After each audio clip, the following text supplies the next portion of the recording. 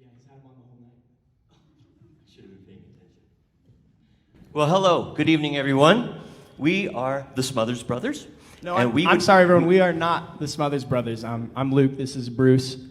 We What are you might talking be the about? Smothers Brothers. We're doing one of their songs. We are doing a Smothers Brothers song. To clarify, the Smothers Brothers were an actual band in the 60s and 70s. They would play folk songs, and they had a TV show. Frank knows them, and Frank knows they were actual brothers. Is this true, Frank? Smothers was their name. Do you know? Oh. Yeah. Wait. Their names were Smothers, and they were brothers. That's They were correct. real people. Yes. I thought that was a silly made-up name, like Google or Bieber. I think Bieber is his real name. So we could be the Johnson Brothers. I think everyone here knows that we're not brothers, Dad. They haven't seen the show. We'll get you a wig and me a cane, and they won't know the difference. That's a good idea. Hey, I've got an idea. What were the brothers like? Well, the one brother was articulate and smart and well-spoken, and the other brother was kind of dumb.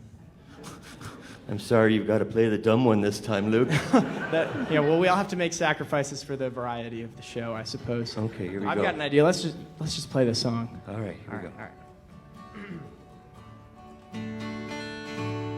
You on? Oh, no, here we go. You could just blame Josh if you get it wrong. No. Okay, well, we're close as we're gonna get. Boil that cabbage down. You need to introduce boys. it. I think we have to introduce it. You think they need that these I days? think so. Okay, well, this is a traditional railroad song entitled Boil That Cabbage Down, if you couldn't pick that up from the part I just sang. We'll be singing it for you in the exciting old folk tradition of trading the harmonies and melodies back and forth between the two of us, and we hope you enjoy. Boil that cabbage down, boys, turn that old cake around. The only song we sing. Shoo-ba-doo-ba, wah, wah, wah. What was that? There's a little bit of jazz. Let's stick to the folk song. Oh, okay. All right. Ladies and gentlemen, millions of years ago, the railroads started across America. Rugged men of yesteryear went across the vast plains of early America with a dream in their hearts and vision in their minds and huge 9-pound hammers clasped in their hands. These rugged men of yesteryear built a vast spiderweb of steel rails across this country, toiling and inching their way across the lucky old sun. But it was hard. It wasn't easy for these rugged railroad men of yesteryear. They faced dangers. There lurked dangers everywhere they went, and they would look out of their tents and they would say, "Oh, I saw a danger lurk." What kind of dangers? All kinds of dangers. There were dangers in the mountains and in the valleys and the raging deserts and the blazing rivers, and there were dangers everywhere. Dad, raging deserts and blazing rivers? They were tough, man, to get across those. I should think so. But that wasn't the only thing they had to face. They also had to face crevices. That's right, crevices in the ground, huge, deep crevices, and they would build across these crevices. They build with huge railroad pretzels, and they build across the crevices. And in these crevices, there were pumas in the crevices, huge, snarling pumas with teeth and claws. And There were no pumas bad breath too. There were no pumas in any crevices. Some of the men would look down there. I'm not going down there. There's pumas down there. I'm not going down in that crevice. No, there were no pumas in any crevices. There was not one puma in one crevice. There were 3 pumas in that crevice. Papa puma, mama puma, and baby puma. Mm-hmm. Who broke my crevice? Oh my gosh. Dad, you know why there weren't any pumas in the crevices? Because we don't have any pumas here. There aren't any pumas in America. We let everybody in America live. Dad, do you want your story to be truthful? Do you want it to be historically accurate and robust and above reproach? Yeah, I do. Then get rid of the pumas right now. I'm not going down in that crevice. So there were these vicious beasts down in the crevice. That's better. And the railroad men were sore afraid. And they would look down in this crevice and they'd say, they sure smell like pumas. No, but they weren't. But they weren't. No, they were not. And so after a vast amount of time, after this Herculean effort, the Transcontinental Railroad was finished from coast to coast. And afterwards they celebrated with a huge feast. And the sole sustenance of this huge feast was hot cakes boiled in cabbage juice.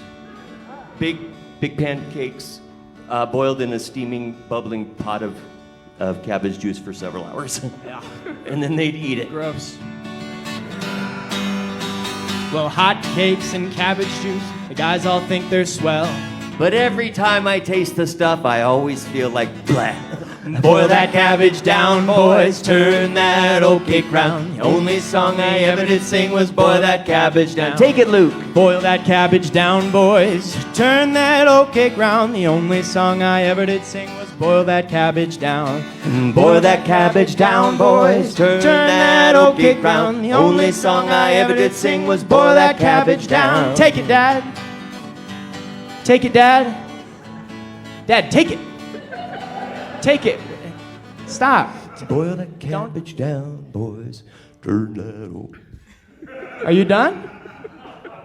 Fantastic. That's great. Congratulations. Heck of a thing to do to the show. Well, thank you very much. That was not a compliment. That was a compliment. That was not a compliment. That was a compliment. I think we heard what you said, and it was a compliment. I think I know what I said, and I said, not a compliment. It was a compliment. Hold on. Ladies and gentlemen, some of you are members of families or even know someone who is a member of a family. And so often in our families, we have a compliment and we forget to give a compliment to a brother or sister or a mother or father, and we go without giving a compliment. And so then we give a compliment to a total stranger who we don't even know, we're not involved with at all, and instead of someone at home in your own family who you should give a compliment, but you forget to give the compliment. So I'm just saying to Luke, thank you for the compliment, unwarranted as it may be, but thank you for the compliment and being a Johnson Smothers bro and giving me a compliment. Thank you. Dad, that was not a compliment. Was it a compliment? Now, why in the world would I give you a compliment? I was just as surprised as everyone. I didn't expect a compliment. You have to do something good for a compliment. Compliments are meaningless. They're worthless unless you earn them. Maybe it was a lifetime achievement compliment. And you'd forgotten to give it to me earlier. And I picked just now in the middle of the show to give you your lifetime what a great achievement place with all these compliment. people and this beautiful auditorium. No, now, my dad's making it sound like I would never in the world give him a compliment, and that's not the case. But compliments are worthless unless you earn them. And Dad, you didn't do anything good to earn that compliment. You did quite the opposite. You didn't take it. We were in the middle of the song. We got to the part, and I yelled, "Take it!" And I looked over, and you were just standing there like you were dumb. Founded. I didn't hear you say "take it." That's great. That's great. I'm sorry, I didn't. Did you think I didn't say take it? No, I'm not saying I didn't think you said "take it." I'm just saying that when I didn't hear you say "take it." Well, you can hear me right now, can't you? Well, if I could live my life over again, I would take it. But there's not time, and you're stopping the whole show. You know? What do you think you thought you heard? Well, I didn't think you said "take it." What did you think I thought I said? When you said what I thought you said, I didn't think you meant it. So I didn't think you said "take it." What did it sound like? It didn't sound like "take it." What did it sound like? It sounded like naked. Naked? Or bacon. What? He said naked bacon. Well, yeah, that makes a lot of sense, doesn't it? I come out here and we start playing our song, and I stop and turn to you and I say, "Naked bacon." Didn't make any sense to me either, so I just ignored it. And if I knew what naked bacon was, I wouldn't take it. Now, how could you ignore it if you never heard me say it? Took a lot of concentration. And a lot of imagination. Now, did you even hear me say it or not? I'm confused. I heard you one time. One time. Well, which time? Third time. Now, how did you know it was the third time if you only heard me say it once? I counted backwards from the other 2 times I didn't hear you say it. You counted backwards. Let's just try it again. Working on the railroad, working all day long. Take it. Working, working, working, take it. Working, working, take it. Take it. Boil that cabbage down, boys. Turn that oatcake round. Only song I ever did sing is boil that cabbage down, boys. Turn that oatcake round. Only song I ever did sing was boil that cabbage down. Boil, boil, boil, boil.